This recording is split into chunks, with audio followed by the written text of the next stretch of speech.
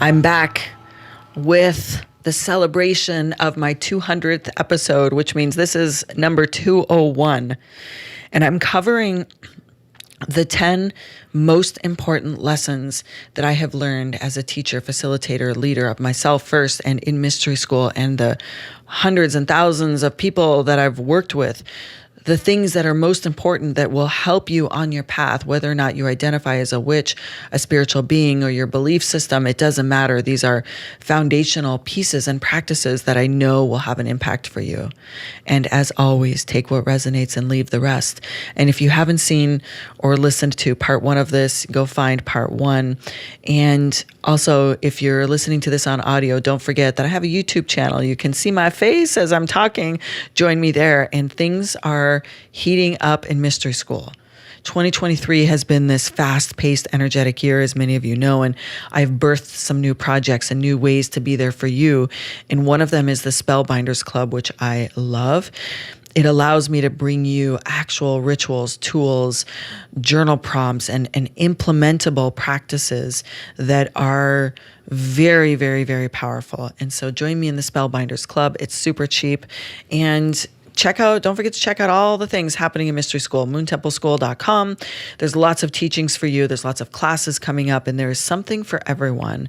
And yeah, so check me out there. And if you're here on YouTube, make sure you hit the subscribe button because I'm going to be posting a lot here as we get ourselves moving forward in more video. So I gave you 5 of the most important things I can share with you in the first part of this 2-part series. So I'm going to move on to number 6. And number 6 is the continuity of our intentional time on ourselves is important.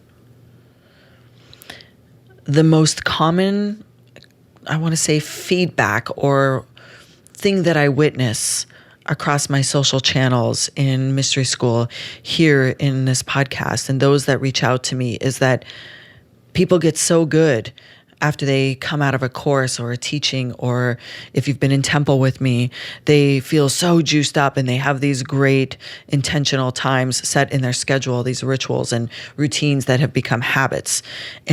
And then something happens that interrupts that pattern, whether it be a vacation, a visit to a family, a trauma, an illness.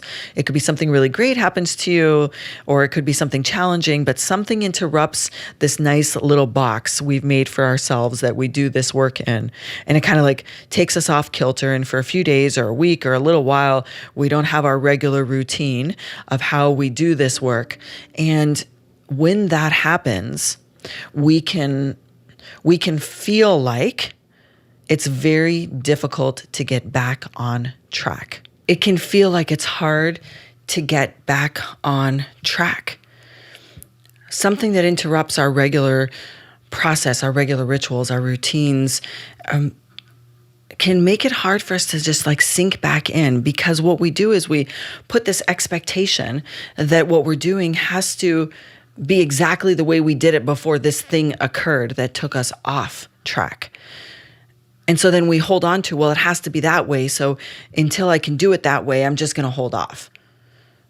For example, if you have 2 hours a day of beautiful ritual in the morning, breath work at lunchtime, meditation and grounding at night, and you've been doing this for a long time and it feels so good and it keeps you in flow, and you know all of these great things happen when you put these 2 hours in the course of a day and you invest that into yourself, which is about what I do.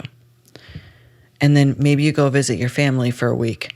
And it's heavy, dense energy, and you're off work for a week and you come back and you're slammed at work. You've got a lot of things to do, and you have emotions from that time, and you're trying to catch up, and you think, okay, well, I don't have 2 hours this week that I'm just back to work to do this, so I'll just wait till I get things settled, then I'll return to that routine. Well, then a few weeks goes by, and then it feels harder to actually get back into that routine because you have gotten out of the routine of taking care of yourself, of focusing on your alignment, of your centering. My invitation to you is know that this is everyone. The nice little space that we make for ourselves in our schedule works really great until something comes up and kind of interrupts that. You can return to it in a totally different way. You can take steps, one little step at a time, even if it's 10 minutes to return to your practices. Just as a reminder of how good it feels and the change it has in your life when you focus on you and you dedicate space to removing excess noise and find your center. That is such a powerful way to look at it, is small steps. And the more you build them up, you'll build yourself back up to a routine that supports this version of you after the interruption of your schedule. The important thing is one small step at a time. Not to put the expectation on yourself, especially if what interrupted your routine had an impact on your body, your field, your emotions. You're different. You are a different version. So what you had set up might not be the same. I remember a student in mystery school, a high priestess, was kind of feeling like her routine was hard to get back to. And she had completed initiation, and she's a very magical being. And she had completed initiation, and it was hard for her some things had come up, and she had gotten super busy, and she felt like she had lost her magic because she didn't have the same routine as she had had before. And my invitation to her was, stop doing all the rituals, all of them. Stop. Choose one thing that makes you feel good when you start your day, and start there. 30 days, one thing, 10 minutes. She didn't even make it the 30 days before a new rising ritual came through for her, which is a combination of the rituals she had and the new thing that she did. And it helped her remember why she did the work. And it gave herself grace to not have to do it the way that you did it before, that we evolve, we change our rituals and our routines, even if they get temporarily misplaced, that we bring them back in slowly. So that's number 6, super important and very common. Number 7, I love this one. This third dimension that we're in, this human dimension, the 3D, is the place that we are meant to still remain grounded into. Even if you desire to travel into the 5th dimension regularly, 7th dimension, 8th dimension, or go into the 8th dimension and do work with ascended masters and archangels and float in various stages of consciousness, because that's what the dimensions are levels of consciousness. We are capable of traveling between these levels of consciousness and still being in the 3D human. In fact, I would say that's the point. The point is for us to remember how to travel into these other perspectives, to give us the reminder that, like eagle's perch view of this 3D is having higher levels of consciousness available to us while we are still in the 3D. And I'll give you a tip. The most powerful way to go into like the 5th dimension, as an example, is through creativity and self-expression. Whether it's drawing, journaling, painting, sewing, doing something that allows your creative center to show. And if you think you're not good at any of those things, find something that feels creative to you. So you are the creator of your imagination, because 5th dimension is your imagination state. Going into journeys and allowing your mind to experience different things clears and creates and opens possibilities to new levels of consciousness. Your imagination is the key to higher levels of consciousness. Now, if you're listening to this and you're like, I have no idea what you're talking about, all these dimensions and various levels of consciousness, I want you to think about the 3rd dimension as the 3rd density. Like the 1st dimension, the 1st density is heavy, dense energy, like a rock. Still has an energetic vibration to it. It doesn't have any sentience in it, meaning it doesn't have the ability to communicate itself to us in a way that we can interpret, but it can be felt. Still has a dimension. It still has a density. 2nd dimension are different animals and inhabitants of this earth that feel our exchange of energy, but also do not necessarily communicate or interact in the human level dimension. 3rd dimension, that's all of us. We're here. We're in the 3rd dimension. You're listening to a 3rd dimensional being talk to you about higher levels of dimension. Fourth dimension up is these states where we are not just in our human body, that we are tapping into the infinite codes that are elsewhere, the crystalline grid, the spirits that are no longer human, the different layers of energies, gods, goddesses, deities that live in different dimensions, spirit guides that are currently located in higher levels of consciousness. We can access them by taking ourselves into those levels of consciousness and still be human, still be in the 3D. And the reason why I bring this one up as possible is because there's so much I want to say chatter out there about desiring to leave the 3D and be in the 5D. And I'm like, cute, but no. We're meant to still be in the 3D while we're still in flesh and blood. I like to make this joke, and I heard it from someone else years ago, and I don't remember if this was the exact joke, but this is how I've interpreted it. And what I say now is that I know in the 3D is where I get to enjoy chocolate. I know in the 3D is where orgasms exist. So even if I'm playing in higher levels of consciousness, I want those things that bring me joy and pleasure to actually help me reach other levels of consciousness, but I still want those pleasures. They exist in the 3D. Number 8. Facilitators, leaders, people that are of service, even if it's with your neighbor, your spouse, your family, or if you work in larger communities like I do. The teachings, the healings, and the medicine that you bring forward are going to work through you first, always. No matter how many times you have done readings for someone else or done healings for someone else, or in my case, teach and facilitate information and activations, every single time it teaches me something first. Always, no matter how many times I've done it. It doesn't matter how many times I talk about the various levels of dimensions or levels of consciousness and teach people how to get into those states, which I do in mystery school. No matter how many times I teach that, every time I teach it, it works me first. I'm like, I'm the channel, which means I'm getting the medicine first, always. So just know that even when you are providing a service, a kindness, anything in service of others, it's going to come through and for you first. Number 9. Learning how to provide offerings to the spirits of the lands that you reside on, to the spirits that you work with, to those no longer in human form, whether they've been in human form before or not, such as a spirit guide who has likely lived as a human, so they're here guiding you, or whether it's a deity that is based on an energetic mythology type of energy source that you tap into that weren't necessarily actual humans. Maybe they were a demigod.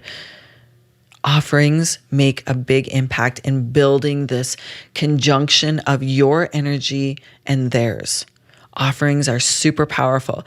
And to talk about offerings, so if you give a glass of spirits to the spirits, or a glass of some type of usually alcoholic liquid, there isn't an expectation that it's actually going to disappear out of the glass and they're going to drink it. It means that they're going to be able to tap into the energy of that gift and transmute it into something that is aligned with what they desire. It means that you've given from yourself energetic kindness towards something that you feel will benefit them. It's your way of saying thank you, and they take the energy from that item. If it's a tangible item, say a watch or a stone, don't reuse that. Don't reuse that. Consider it gone. And then give it away or bury it or return it to the earth. If it's not biodegradable, give it away. But just know that the energy taken from an offering that you provide, there aren't even enough words for me to explain to you how important it is to build relationships with those in the spirit world. I recently, during a high magic immersion at my home, made an offering to the fairies outside, a little bit of cake and tea. And I definitely do a lot of offering to the fairies because half of my property is forest, and I know a lot of fairies are in that forest. I did this beautiful offering but did it quickly without a whole lot of second thought to it. Offerings are a regular part of my practice. In fact, my home is surrounded by offerings on the ground, inside, outside, all the time. It's just my regular way of being in devotion to my practice and my relationship to those that I communicate beyond the veil with. When I did this fairy offering, a couple of hours later, a very gigantic fairy walked through my house, came into my visual field in front of other people, basically just said, peace, walked out to where the offerings were. And I know that might sound wild. It was wild at the time. I never ceased to be amazed at magic that occurs in my life. But it's real. Offerings have an impact. And if you don't have anyone that you work with regularly to give an offering to, just remember that you reside on lands that have been owned, probably stolen from another human at some point in time. So these land spirits or land tenders that started or first occupied that space that you reside, give them an offering, even just to the land spirits, and say, thank you for allowing me to now habitate this space. And of course, you can include any of your intentions after it. I think that was number 9. Number 10. This is my most favorite teaching, lesson, transmission to share. And it's that there's always another level. There's always another level. And if I reflect upon myself at the 200th episode and considering where I started and all that I learned in my process of coming fully out of the broom closet and what that experience was like when I embraced the word witch into my life and how much it changed every aspect of my being. There was even a cellular change in my body, my skin, my hair, my body changed. In 200 episodes, I can look back and tell you over and over again that this is true. This is true for you, for me, for all of us. There's always another level, which means we might have this massive expansion period and we learn or experience something magical like a fairy walking through the middle of your living room and you love it and you sink into the magic and you're like, oh my gosh, this is amazing. I'm finally here. All my spiritual gifts are aligned. Everything is great and good. And I'm just going to hang out here for a little while. And then of course we go through this integration period, which is super important to allow this new way of remembering, of being in this world to come into our body, into our human body, to allow our mind to process it, to bring it into a neutral state so we're not at this heightened level of excitement or having so much adrenaline go through our body over this magical, mystical way in which we've up-leveled or painful way in which we've up-leveled. There's an integration period. But I'm here to tell you, there's always another level. That's it. As we continue to live this entire experience in this small little infinite slice of time that we're humans, there's going to be another level always of learning. And that actually excites me. I look at what I already know, how I operate in this world, and the lessons that I've learned, the patterns, this subconscious conditioning that I've overcome to do this work, and knowing where I'm at now. What's next? I'm ready.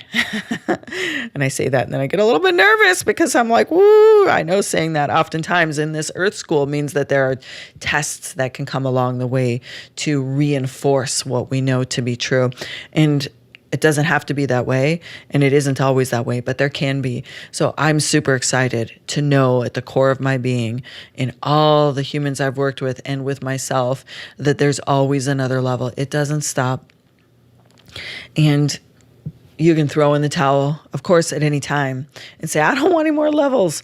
I don't want any more levels. I don't want any more peace, joy, abundance, happiness, and love in my life, which I doubt you're going to do.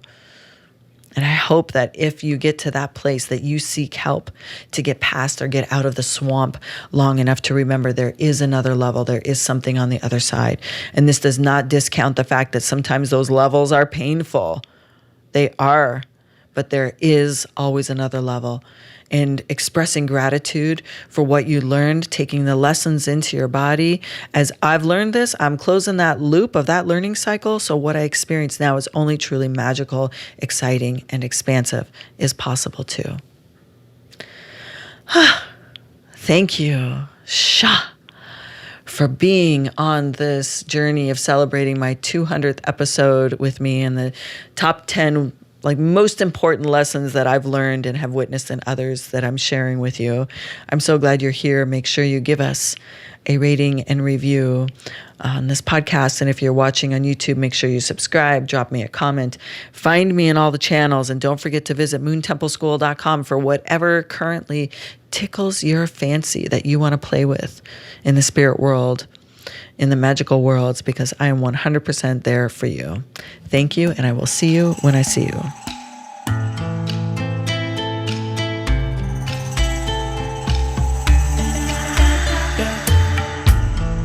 Thank you for joining us today. On any of your favorite listening apps, we would really appreciate a rating and review. And if you're looking for more information, make sure that you go to moontempleschool.com and you can find us there.